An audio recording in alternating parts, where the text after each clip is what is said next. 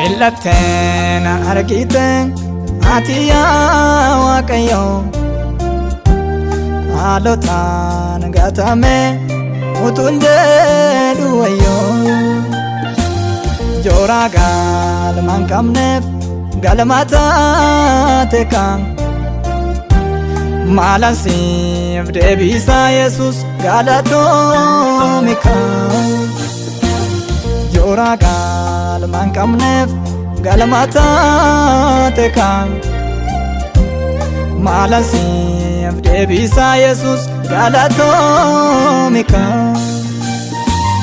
malasif debisa Jesus galatomika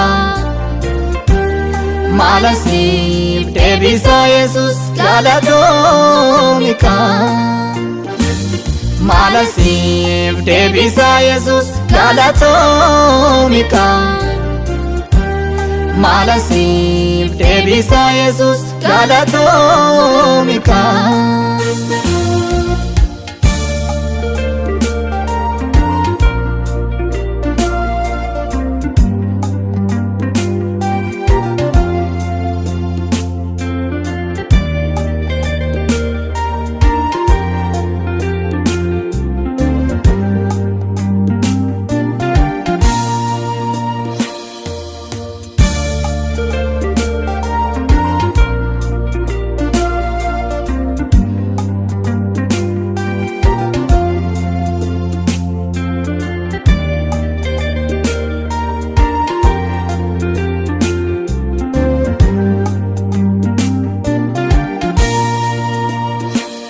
situ jedhe malee du'aanin ka'are gaatama akka kootiif jiraachuun malaare hundeen koo si keessa dhoksaan argama koo oolmaa kee tarreessuu Yesuus maashaaleen qaama koo hundeen koo si keessa dhoksaan argama koo oolmaa kee tarreessuu Yesuus maashaaleen qaama koo beenyaa koo saqamtu gatii kee baasare oolmaa kee bara rakkoo sanaa maalinaan deebisare haadha koo caalaa natti aante bakka waan hunda naaf taate oolmaan lakkaa'amne naaf oolte yaa wajjin laga rakkoo buute malasif debisa Jesus galatomika malasif debisa Jesus galatomika malasif debisa Jesus galatomika malasif debisa Jesus galatomika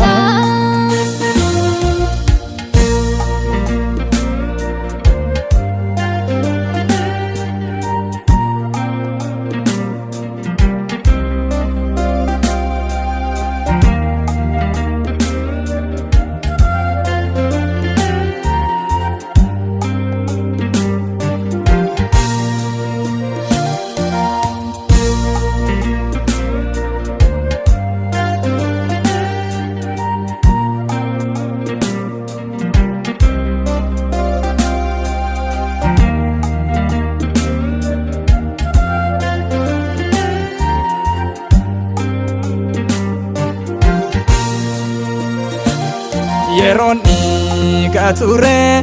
gara haadha koo keessa dursitee na filatte gooftaati ogeessa dhagichi tuffatame qajeelchuu barbaadame badeegaa dindeemu Yesuus namni sitti waamame dhagichi tuffatame qajeelchuu barbaadame badeegaa dindeemu Yesuus namni sitti waamame gaafa fiirri na dhiise imimmaan koon xuruurfadhe na barbaacha kan dhufe Yesuusi ta'uusaa hubadhe yeroo boolla afaan bane na nyaachuuf haala mijeeffate du'a naatti gabaabbate Yesuusi tarkaana baafate maal siif deebisa Yesuus galatoomika maal siif deebisa Yesuus galatoomika maal siif deebisa Yesuus galatoomika maal siif deebisa Yesuus galatoomika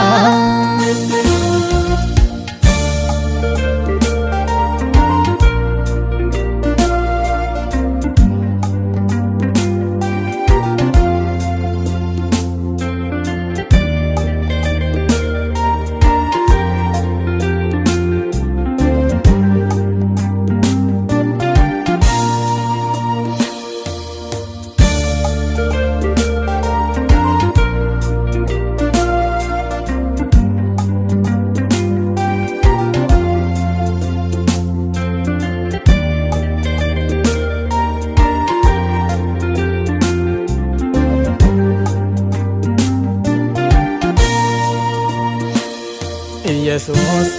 yaa boqonnaa harka kee argadhee aara galfii Yesuus yaa boqonnaa harka kee argadhee aara galfii Yesuus yaa boqonnaa harka kee yaaddoo koon irraanfadhee Yesuus yaa boqonnaa harka kee gadda koos nan dagadhe Yesuus yaa boqonnaa harka kee deegaatuu siin durooma Yesuus yaa boqonnaa harka kee doofaatuu siin qarooma Yesuus yaa boqonnaa harka kee dhiiga keessa na fuute Yesuus yaa boqonnaa harka kee dhiiga keetiin na bitte Yesuus michuu warra michuu hin qabne Yesuus miltoo warra miltoo hin qabne Yesuus fiira warra firri gate Yesuus abdii warra yeroon gate Yesuus michuu warra michuu hin qabne Yesuus